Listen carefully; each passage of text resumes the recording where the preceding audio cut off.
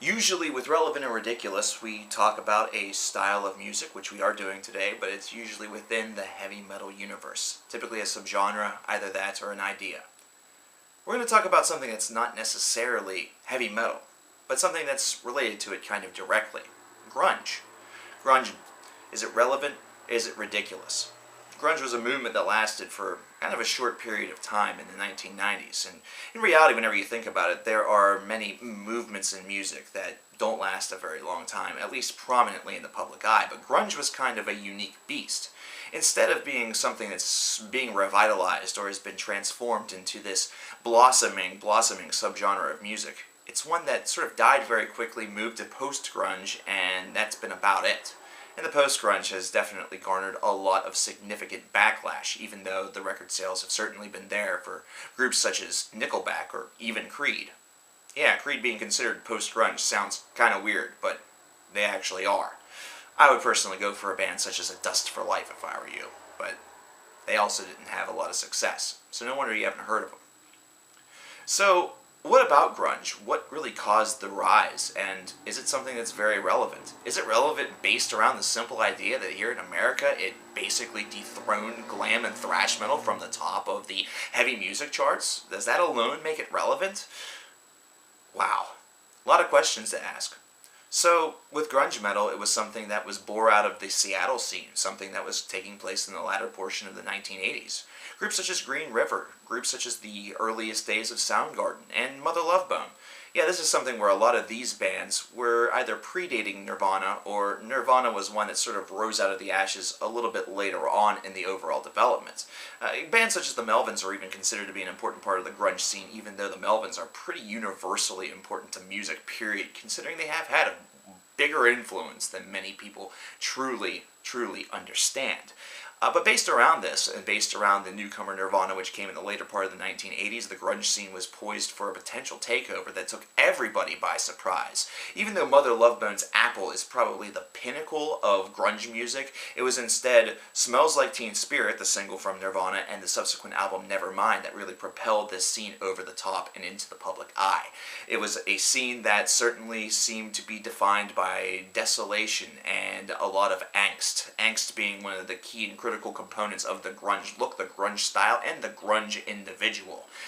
This was something that created a spell where it seemed that grunge was literally everywhere, alongside of alternative rock music and alongside of some pop music that was trying to take grunge away from its podium but was unable to do so despite better record sales. And I'm looking directly at the Bodyguard soundtrack, which boasted some hits from Whitney Houston.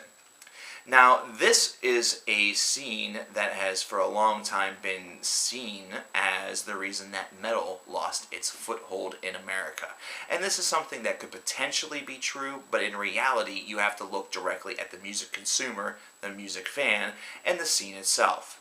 The music consumer and the music fan, if they decided to jump ship, and if many folks that were listening to one thing now all of a sudden decided to swarm toward grunge, would merely and simply only mean that grunge superseded these two scenes, the heavy and the thrash, the glam metal sound, the arena metal sound, from the public eye, merely from the public eye, not truthfully usurped them on a musical level. But then you also have to look at the fact that the Black Album was released, which is still a damn good thrash album. It's one of the best-selling albums of all time.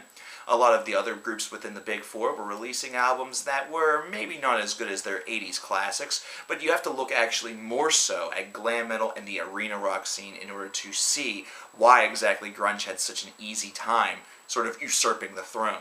This was a time frame in which a lot of these groups were experiencing a lot of lack of success. We didn't yet have Use Your Illusion Part 1 and 2 by Guns N' Roses in order to really showcase us potentially what rock was all about. And to be perfectly blunt, those two albums are not as legendary as many people really think that they are. The band itself already started to become mired with issues, and these two are cluttered affairs that tend to have some solid tracks that are kind of awashed by the substandard ones that surround them. Plus, this two-album frenzy is not one that really needed to occur. It's sort of like Load and Reload from Metallica, where if they took some of the best material from each and just put it into one long album, it probably would have served a much better purpose. But either that or release it as a double album. Yeah, that was a thing. Could have done that too, but they didn't.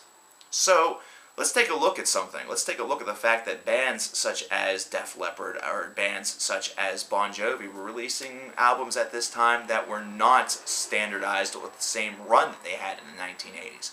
Basically, the runs of all of these bands, the hit factory that was sort of coming from all of these groups was coming to an end. They were no longer having the same potent effect, and it's principally because the songwriting was not nearly as good. Even though songs such as More Than Words or Be With You really were able to break through, they were almost like the final cries, and they were very different tracks by comparison to the songs that you heard in the 1980s from albums such as Pyromania or Slippery When Wet.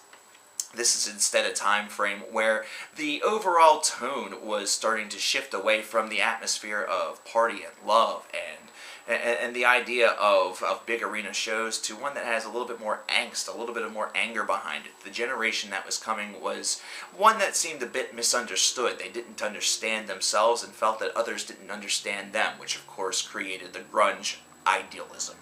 So this was something that seemed to speak to a little bit more of the music individuals, the youth, than it seemed to really be spoken to them through the glam and the thrash metal scenes, even though the thrash metal scene also perpetuated a state of unrest and a state of anger. This is instead one where grunge became the hip new cat in town, and everything else sort of faded into the background. Many people feel that metal was destroyed by this, but there was the death metal scene that was surging both in Florida and was starting to spread its way throughout the country. Pantera was a band that was doing very, very well and speaking volumes on the charts, kind of leading the charge. And then there were a lot of groups that would be coming within the next 2 to 3 years that would kind of restore metal's hope a little bit. And then, of course, we all know what happened at the latter portion of the 1990s. So, really, grunge didn't kill heavy metal. Grunge didn't kill arena rock.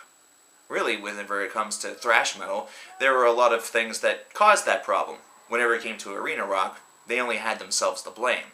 They were extremely combustible. They were bands that didn't have the longevity that many people thought that they would have, even though they were able to make it, in some cases, 5 and 6 albums strong before really encountering any sort of serious or severe difficulty.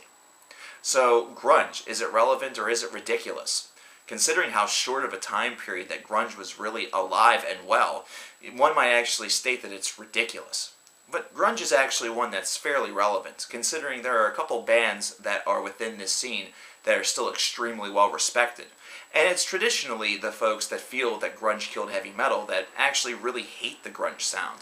They seem and take this a little bit too seriously, even though in reality, if they just simply looked at what was going on at the time and the material that was being produced, you would recognize that it was a little bit weaker than it had been in years past. So basically, grunge was simply, I guess, victims of opportunity. And plus, many bands within the grunge scene didn't even want that kind of success anyway. Kurt Cobain ended up killing himself based around this ideal, and we of course know what happened to others, such as Lane Staley, who, it didn't matter that he was famous, he really cared about his dead girlfriend, and then ended up eventually dying of a heroin overdose. Heroin was very common. This is something where reaching the top and being the kings of the musical mountain was not the principal reason why grunge metal, or just simply grunge, existed. It was instead a scene of people that were paying a lot of tribute to bands such as the Melvins that were crafting a sound that was a little bit different, that wore a lot of flannel, did a lot of heroin, and had some fun in the process. The fact that they ended up coming to the top and being huge, well, it was pretty unlikely. But they're relevant. They're relevant in the fact that for a couple of years, grunge was able to just take the world on fire and put it in their hands. But just as quickly as they came up, it was done. Now, there have been grunge revitalizations that have taken place within the past 7 to 10 years. A lot of the bands are still around, including Pearl Jam, including Soundgarden, and Alice in Chains with a brand new lead singer. This doesn't necessarily mean that the grunge sound is ever going to come back, or that they can't, leave the past behind and move on. These are bands that are just the same as anybody else. They're groups that want to put out records, write music, and play shows. That's all the more it is. They didn't directly try to, destroy metal. That was something that metal kind of did a little bit from the inside, and it was something that the media did from the outside. Do you agree with this? Leave your answer in the comments below. You want to see more of Relevant or Ridiculous? Hit the subscribe button. I'm CoverkillernNation, and I'll talk to you guys next time. here on Relevant and Ridiculous. Peace.